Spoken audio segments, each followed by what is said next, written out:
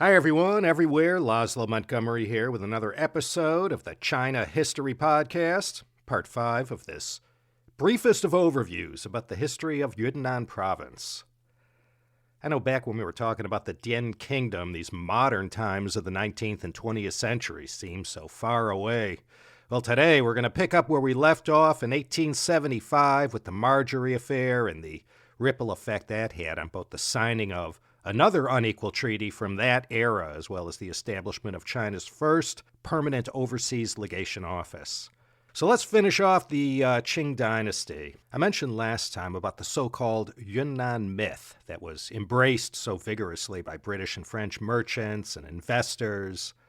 Those Europeans engaged in all manners of commerce saw Yunnan in similar ways as past foreign guests of this land.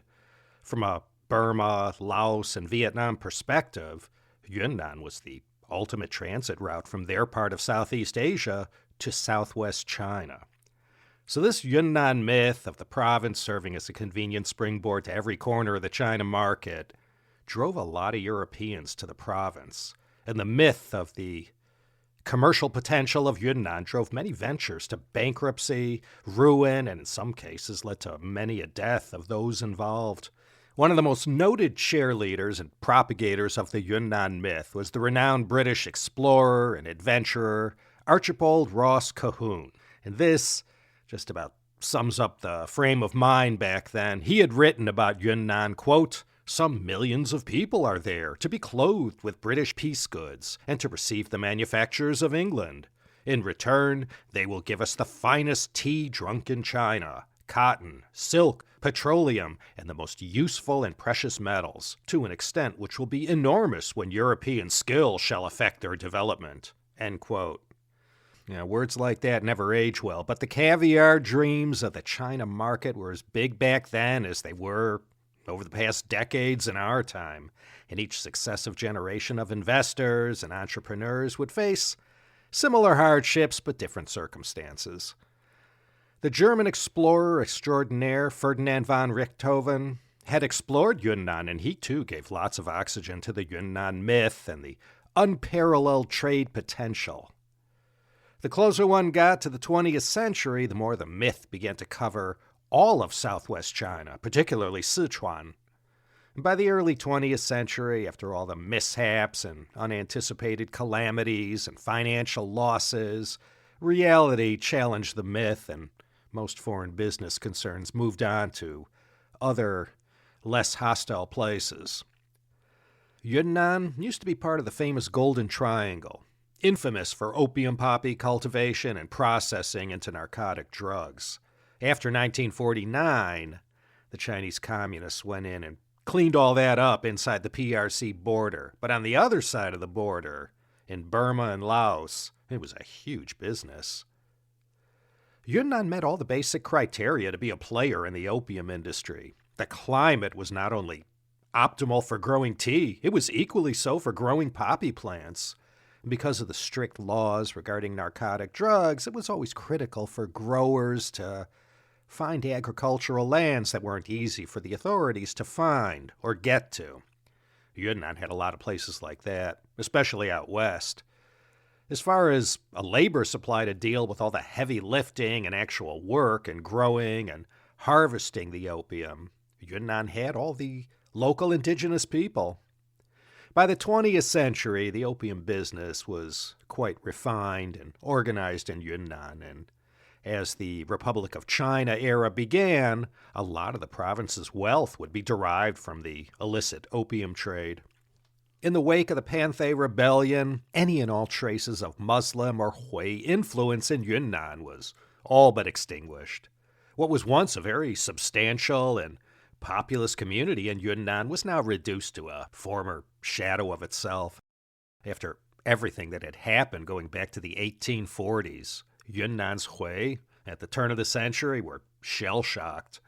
But beyond the state of Yunnan's Hui community, everything was looking quite promising for the province. In 1905, Kunming became a commercial inland port. This didn't hurt business interests there and added a little more sizzle to the economy. And the completion of the French railway built between Kunming and Hanoi also helped to contribute to Yunnan's transformation as an international transport hub.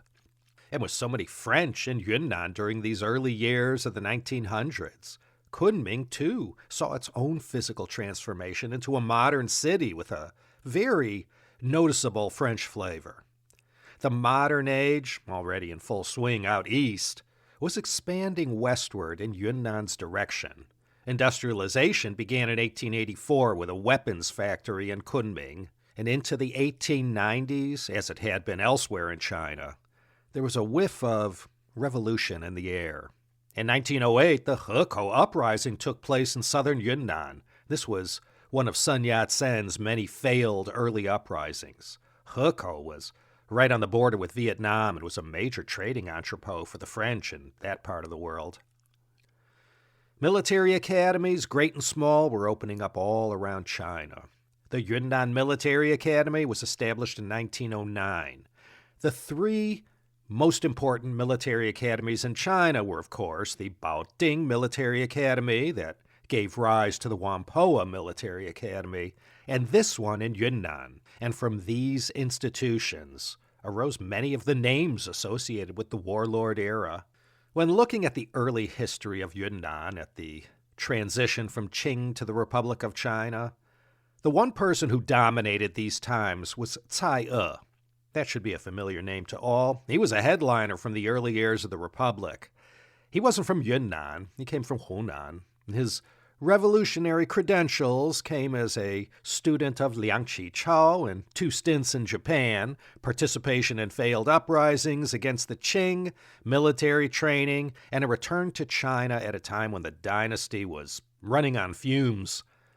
Cai ended up in Guangxi province, established a military academy there, and became a member of Sun Yat-sen's Tongmeng Hui. And that's how he ended up in Yunnan. He was sent there to command a brigade of the new army, the Xinjun, that was led by Yuan Shikai. He also taught at the Yunnan Military Academy, and one of Cai's students was Chu De. Ye Jianying also studied there in Kunming. Cai E's big moment came when the Wuchang Uprising happened on October 10, 1911. Cai E took control of Yunnan province at this moment of national trauma and chaos and set up a military government there to replace the Qing. And in 1911, Cai E and Tang Jiyao established the Kunming Wujiaba Air Base. This base was later turned into a flight training school. Wujiaba Air Base would see a lot of action during the Second Sino-Japanese War. The Chinese Air Force would relocate there, and this was where the American Volunteer Group, immortalized as the Flying Tigers, based their flight ops during the war, as did the American Air Force later on. This air base also became the main international airport in Kunming from 1923 to 2012. That was the year the Kunming Changshui International Airport opened. The historic Wujiaba Airport was then demolished. Obtaining or seizing a military governorship was de rigueur before taking the next step to becoming a warlord. Cai E became the first governor of the province following the establishment of the Republic of China, and having Liang Qichao as his early teacher led Cai E to become a major reform-minded politician and a strong supporter of Song Jiaoren and the democratic experiment in China. And after Yuan Shikai had Song assassinated on March 20th, 1913, Cai E spoke out at once against Yuan, which landed him in hot water. Yuan kept his potential enemies close and called Cai E up to Beijing to serve in the new government. And this led to the accession of Cai's protege Tang Jiyao to the military governorship in Yunnan. Cai laid low until Yuan Shikai tried to have him bumped off. And following that, he went on the lam, escaped to Japan first. And then, after Yuan dared to restore the monarchy and make himself emperor in December 1915, Cai rushed back to Yunnan, raised an army, and on Christmas Day of that year, he kicked off what we remember as the National Protection War.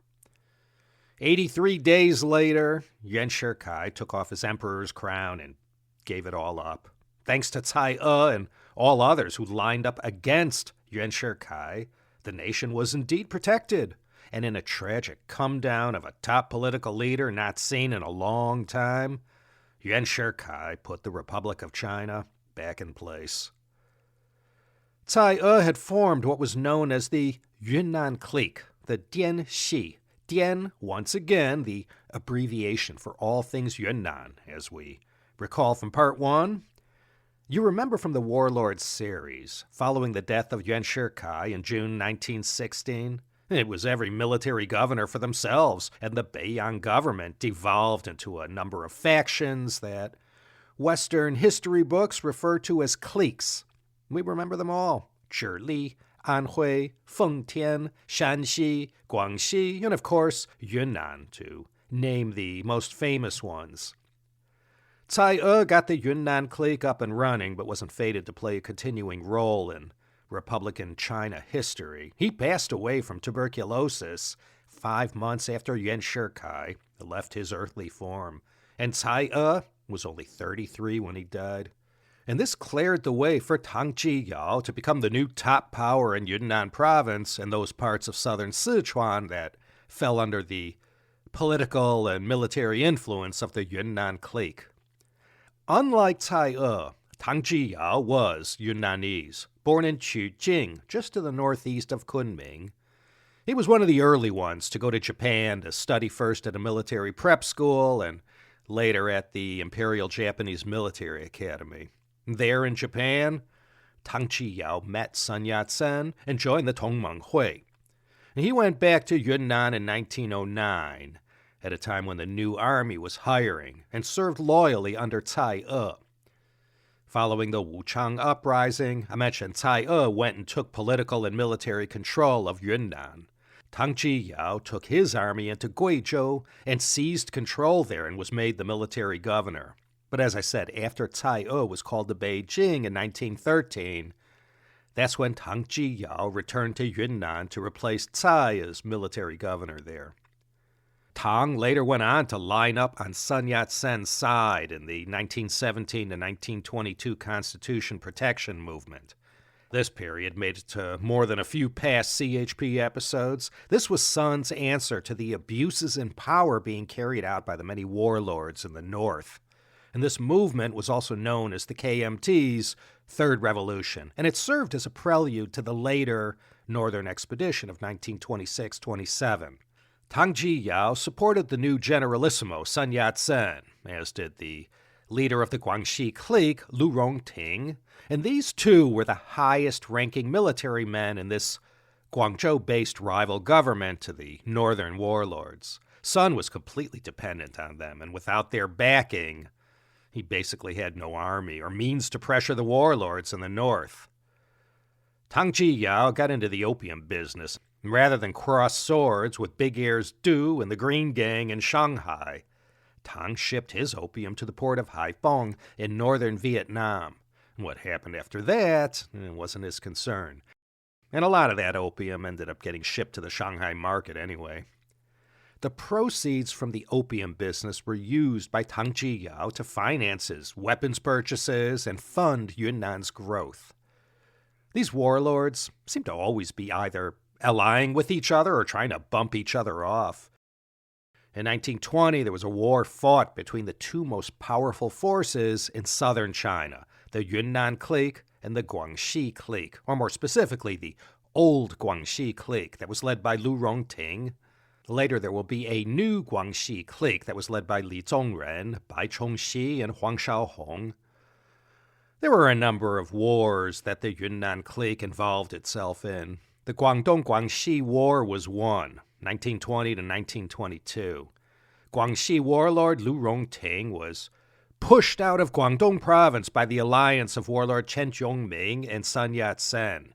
And the next year was the Second Yue-Gui War, Yue and Gui being the one-character abbreviations for the provinces of Guangdong and Guangxi.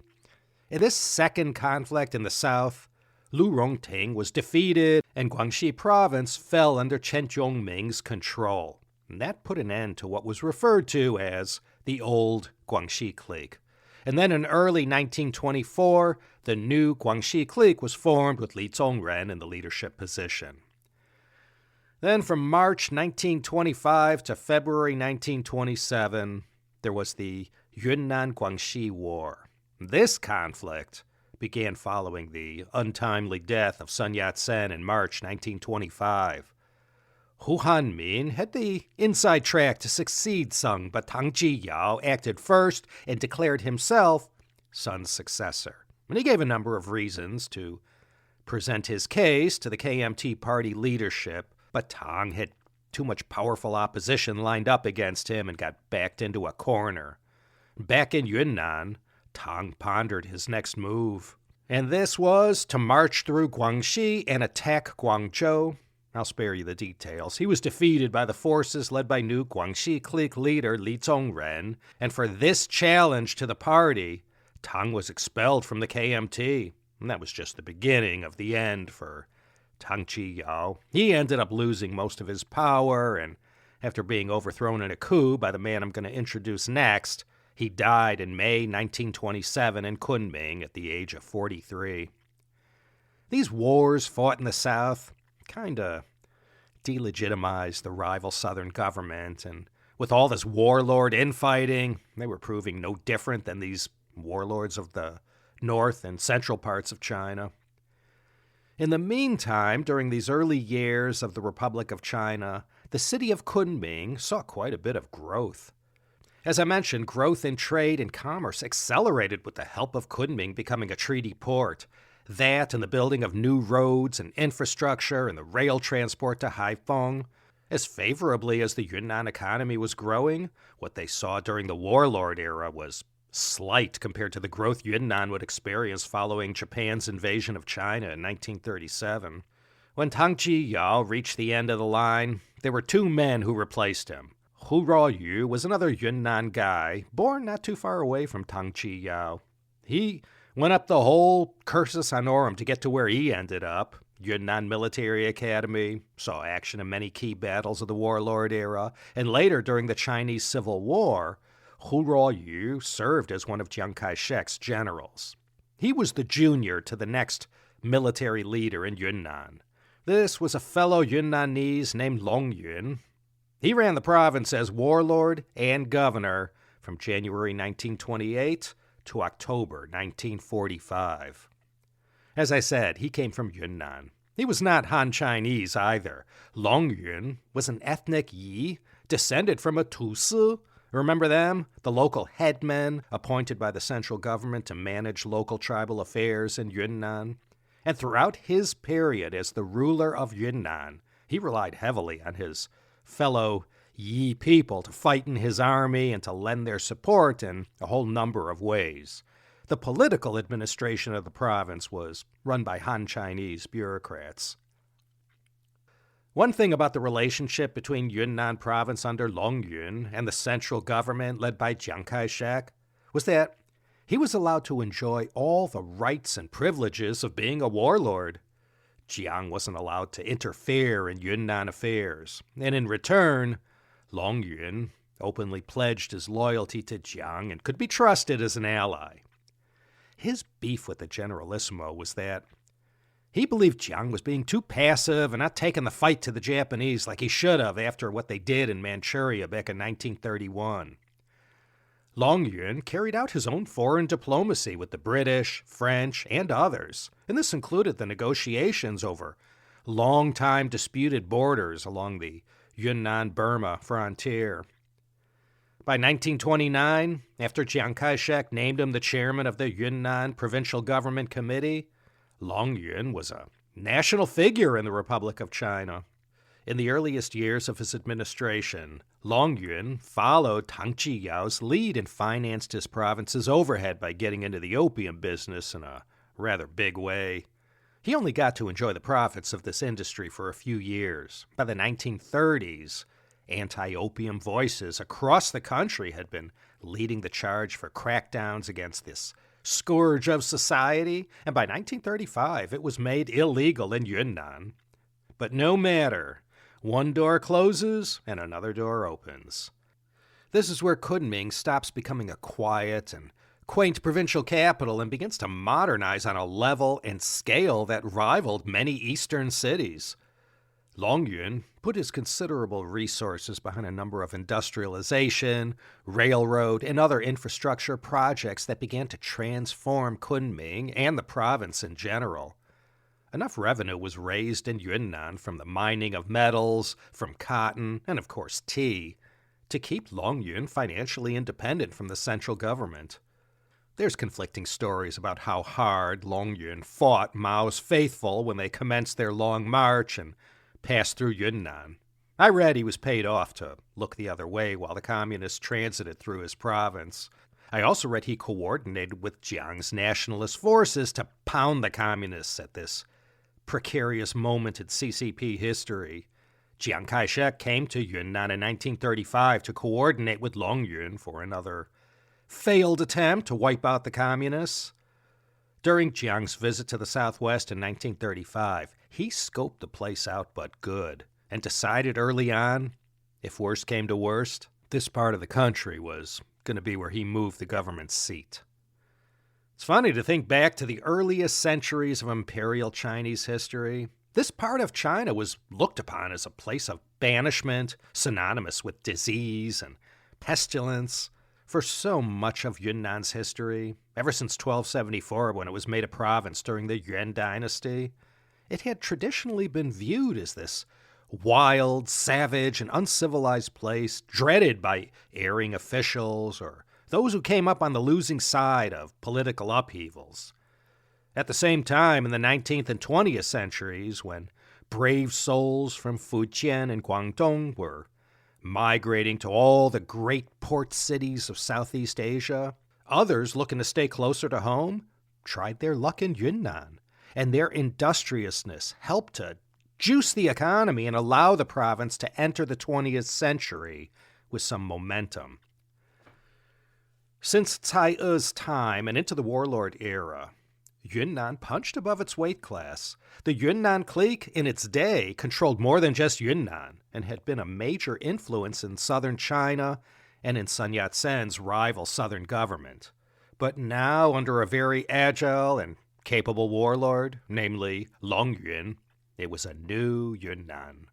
And this new Yunnan, starting in late 1937 and throughout the war years, was fated to play a critical role for the nation.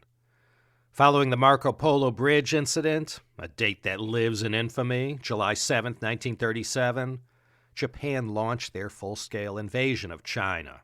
And in the months that followed, both the government, military, and civilian population began packing up en masse and headed to the southwest, to these lands once scorned that were now considered the safest refuge from the ravages of Japan's armies. Two places in particular were quite out of reach for the Japanese. One was Chongqing, and the other was Kunming.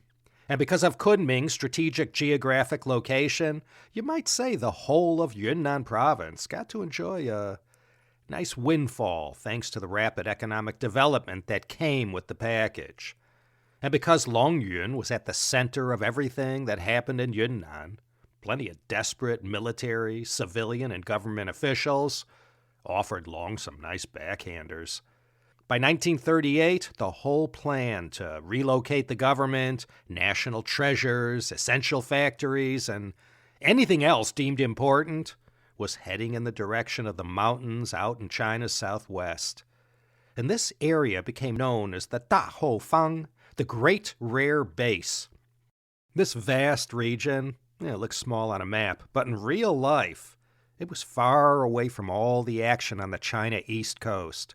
We know the Japanese bombed Chongqing and Kunming constantly, but it was far enough away to be spared the worst of what the Japanese Imperial Army was inflicting on their fellow Chinese elsewhere.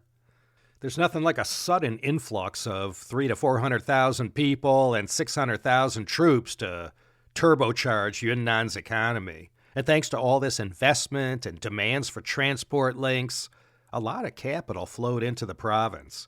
And though post-war, the gravy train will move elsewhere, this period where Yunnan was at the forefront of the Great Rare Base, it did a lot to give Kunming, at least, a total makeover. Once the Japanese blockade of the China coast was in place and it became impossible to land cargo for the war effort anywhere, once again, the China government looked to Yunnan province as the possible workaround to the tightening noose. In the late autumn of 1937, work began on the Burma Road that ran from Bamo in Kachin State in Burma, or Myanmar if you prefer, and it wound through some serious mountains all the way to the border in Yunnan, and then on to the final destination of Chongqing. About 1,000 treacherous miles in all. A lot of the road had been built by the nationalists for use against the communists after they were finally forced out of their Jiangxi Soviet. But the most jaw-dropping portions of the Burma Road, that was built over the period of about a year. Corvée labor, with their meager tools, performed most of the digging and blasting. The villages of western Yunnan were temporarily denuded of any and all strong backs who could lend a hand in the construction of this vital transport link.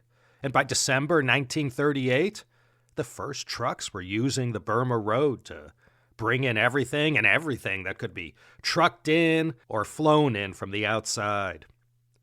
In those earliest years of 1937, 38, and into 1939, Japan had China isolated from its allies, and whatever was able to be smuggled in was never enough, and whatever could be trucked in from Burma or flown over the hump from Burma to Kunming, that was what the nationalist regime had to rely on for vital military and civilian supplies from the outside.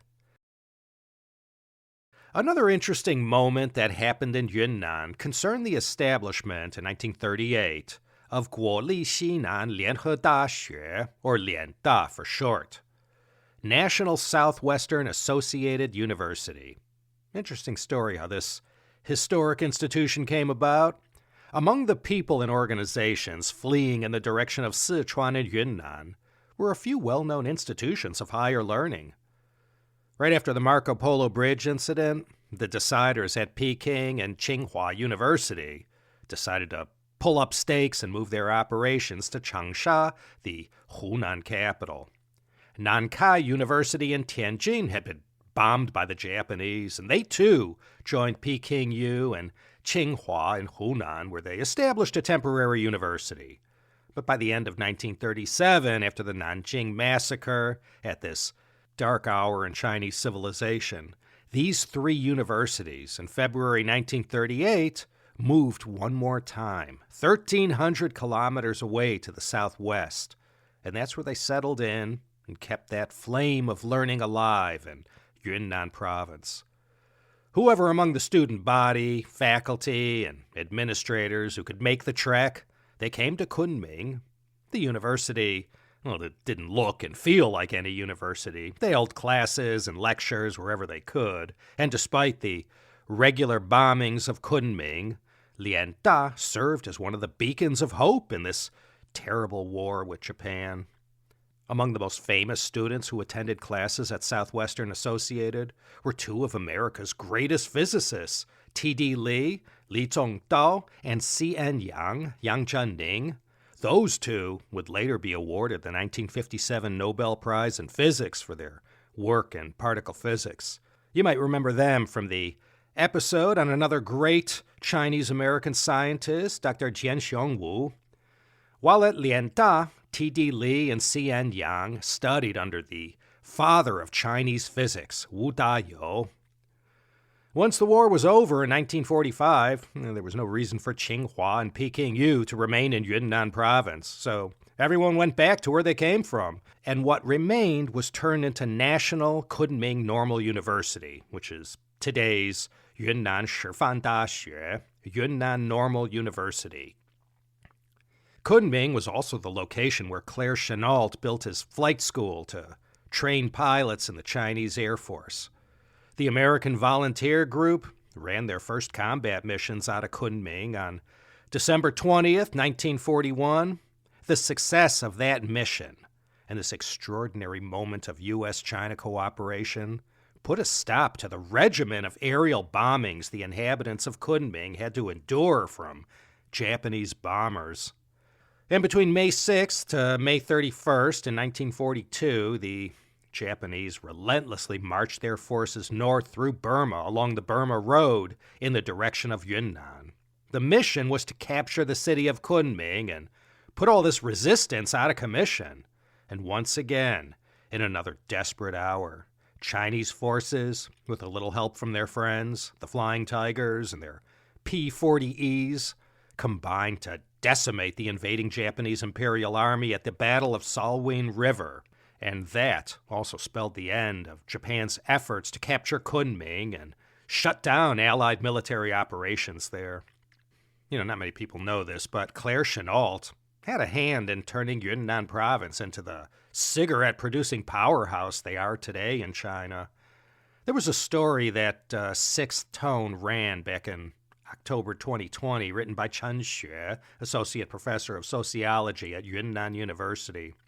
In her piece, she wrote, "The first cigarette rolling machine was patented in Virginia in 1881, and 8 years later, the first machine arrived in Shanghai. And then in 1905, British American Tobacco set up an office in Kunming and promptly took over the cigarette market in Yunnan. And as soon as the elites and not-so-elites of eastern China flocked to Yunnan after 1937, ciggies were very much in demand, as you could imagine. Long Yun went to his friend Claire Chennault and entrusted him with seed capital, no pun intended, to source the best possible American tobacco seeds that could be planted in Yunnan soil and grow a higher quality tobacco leaf. Chennault did just that and picked up enough mammoth gold tobacco seeds from the Commonwealth of Virginia and brought them back to Yunnan, sufficient enough to kickstart the whole agricultural operation. And they planted all those Virginia seeds into that historic soil of Yunnan province, and Yunnan's tobacco industry never looked back. And later on, one of the early priorities of Chairman Mao, after his magic moment in 1949, was to have the authorities in Yunnan ramp up production and to become one of the main suppliers of quality tobacco for the smokers of the new China. Today, the 7 prefectures where tobacco is grown in Yunnan province make up the largest share of the province's yield and help make Yunnan among the largest producers of tobacco in the world. Long Yun fared pretty well during the war years, but his luck was about to run out. As I indicated, although Long Yun lined up on the side of the nationalists and didn't openly challenge Jiang's authority, they weren't friends. Jiang's famous distrust of everyone applied doubly to Long Yun's case.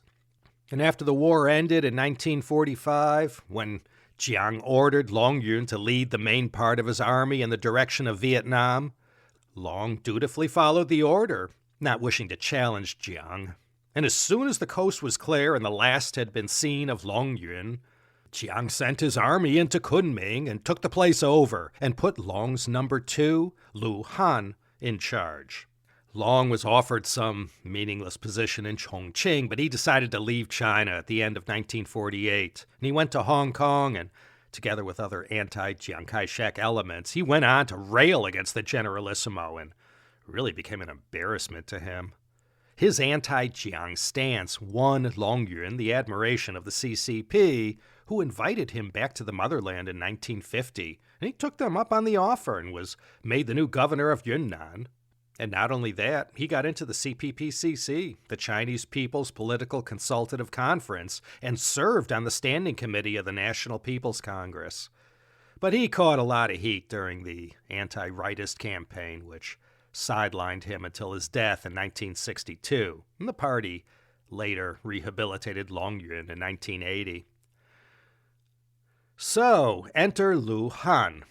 Like Long Yun, Lu Han was another ethnic Yi. Lu also experienced the traditional rise up the ladder, beginning at the Yunnan Military Academy and serving under Long Yun in the Yunnan Army.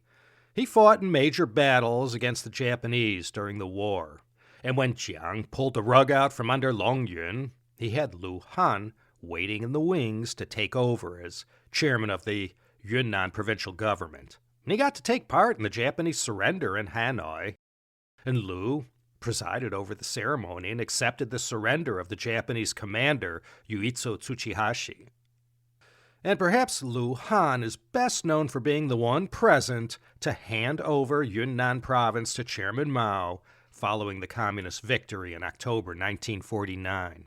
Even before the end came, Lu Han saw where it was all heading, and like so many hundreds of thousands and millions of others, he weighed his options of living overseas or taking his chances with the communists. Despite their best efforts, the nationalists weren't able to rescue the situation, and on December 10, 1949, Lu Han declared that Yunnan province was now part of the People's Republic, and almost 75 years later, still is. He was there, all smiles I'm sure, on February 20th, 1950, when PLA forces led by Song Renqiong and Chen Geng entered the city of Kunming, and Lu Han went on to serve the country in many capacities, mostly related to the military, and he later died in 1974. One of the generals who, under Chiang Kai-shek's command, participated in the coup that overthrew Longyun was another fellow Yunnanese named Li Mi. You might remember General Li Mi from that Olive Young episode, CHP 292. He was the KMT general who, well, after all was lost, commanded this guerrilla army from bases in the Shan state of Burma, and he kept up the fight against the communists in Yunnan, commanding his anti-communist National Salvation Army, and this organization was involved in all kinds of nefarious activities and had links to the CIA and the narcotics trade. And he stirred things up along the border with Yunnan until 1953, when Jiang airlifted Li Mi and his troops from their bases in Burma to Taiwan. The communist takeover of Yunnan, peaceful as it was, thanks to Lu Han, wasn't as easy as hoped. The new communist regime faced the same pushback problem as past outsiders going back to Emperor Wu of Han. Yunnan's demography again. All those dozens of indigenous tribes. These people saw the communist cadres fanning out amongst them as just another infiltrator from beyond to be resisted.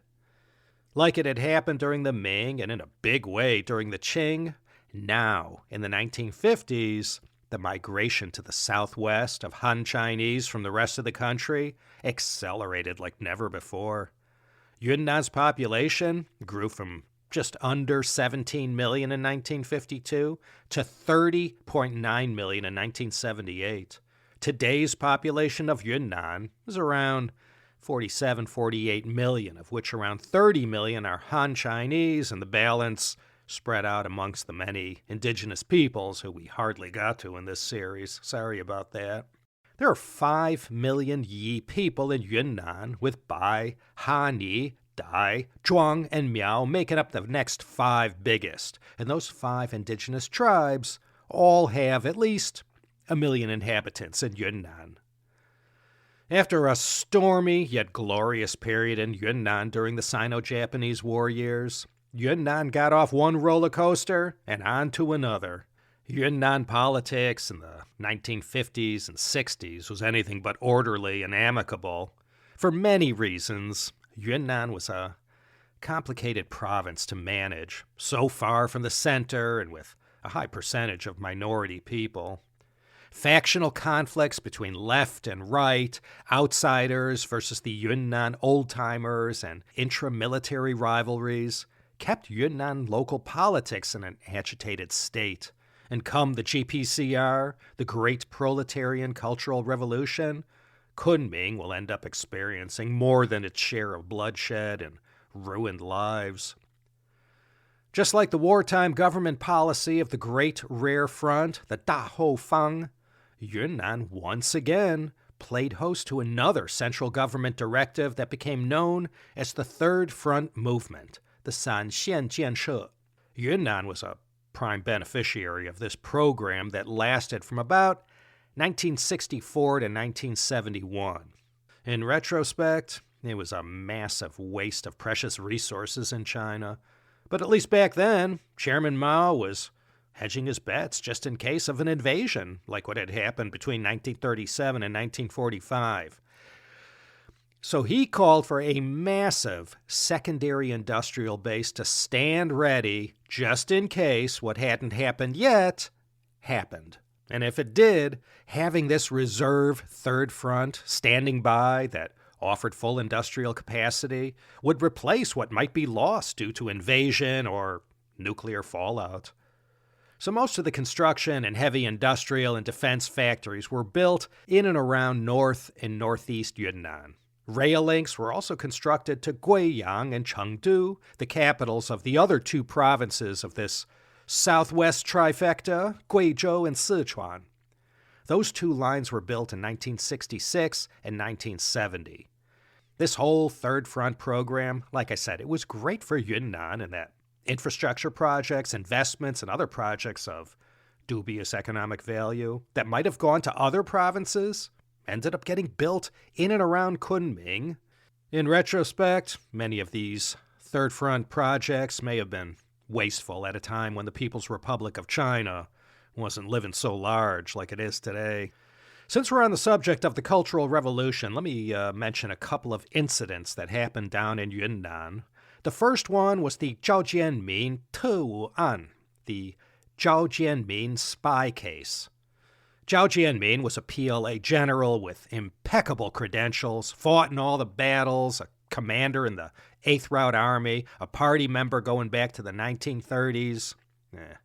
When you hear that opening, you almost know for sure there's some tragic tale to tell. He wasn't a Yunnan guy. Zhao Jianmin was a Shandonger and had served as governor there from 1955 to 1958.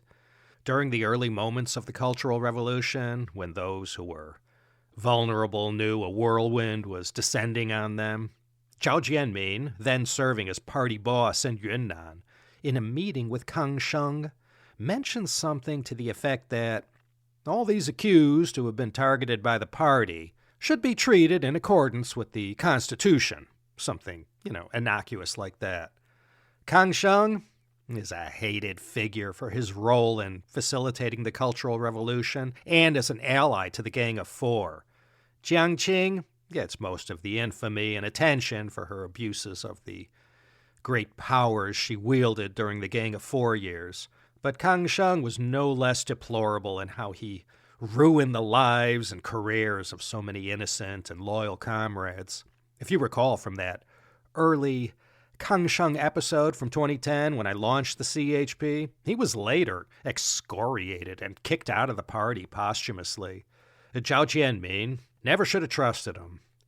Kang, he went to Chairman Mao and gave him an earful about Zhao Jianmin. He totally dumped on him and told the chairman Zhao was a KMT spy, a hidden traitor, opposed the party, one of Liu Shaoqi's gang, and all that jazz. But this spying accusation struck a nerve with Mao, and this led to a lot of pain and suffering being meted out, Cultural Revolution style. August 1967, Zhao Jianmin and several other high-ranking party officials came in for criticism for taking that capitalist road and lining up against the party. Zhao was branded as a spy and as a traitor and got an 8-year prison sentence. And this trumped-up charge of spying for the KMT took on a life of its own inside Yunnan, and this case of Zhao Jianmin's alleged KMT spy agency in Yunnan was used as a pretext to go after the masses there in a mass way. By the time the last innocent soul was persecuted, 17,000 had perished, with tens of thousands of people disfigured or physically and mentally traumatized. In all, over 1 million Yunnanese got put through the ringer as a result of this campaign. Zhao Jianmin and many others will also get rehabilitated after the Cultural Revolution. You never wanted to be on the losing end of any challenges to the Yunnan Revolutionary Committee and the PLA top brass in Kunming. It was a rough and violent 10 years in Yunnan, as it was elsewhere in China. There was actually another rather high-profile incident from the final year of the Cultural Revolution, and this was called the Shadian Incident of July-August 1975. Believe it or not, this was another case of Muslim unrest in Yunnan. The Hui of Yunnan, now much diminished in their numbers, were still plentiful in several towns and villages. About a 3.5-hour drive south of Kunming is Guizhou City. This is where most of the Shadian Incident went down. This was a heavily Hui area. The Hui of this region south of Kunming, well, they didn't take the Four Olds campaign lying down, smashing old ideas, old culture, old customs, and old habits. In accordance with the new policies, mosques were shuttered and religious books confiscated and presumably burned. And this led to a series of endless disturbances. Nothing out of hand, but big enough to offer up severe headaches to Yunnan local officials who were already dodging bullets and trying to stay alive during this final year of the Cultural Revolution. The problems escalated when the Hui organized amongst themselves and brought their grievances to the government, demanding that their rights under the Constitution be honored. They didn't know whatever Chairman Mao said was the law of the land, and the Constitution wasn't going to help them. When, in 1974, a formal notice was sent out to shut down any mosque that wasn't shut down already, well, this led to a large delegation that went to Kunming to formally protest. And like I indicated, Yunnan was already and had been a hotbed of all the worst aspects of the Cultural Revolution. In a story we might have heard from before in a different time, the Hui complainants didn't get what they were asking for: freedom of religion, their constitutional right, they claimed. While all this was happening in Kunming, Hui protests were getting a lot more volatile and widespread. It finally reached a point where the central government had to step in. So the Central Committee sent out a Zhongfa, a party Central Committee notice, signed by Mao himself, that gave the PLA carte blanche to go down to Shadian in the Honghe, Hani, and Yi Autonomous Prefecture, about a half-hour north of Guizhou, where the protests had been happening since almost the beginning of the Cultural Revolution.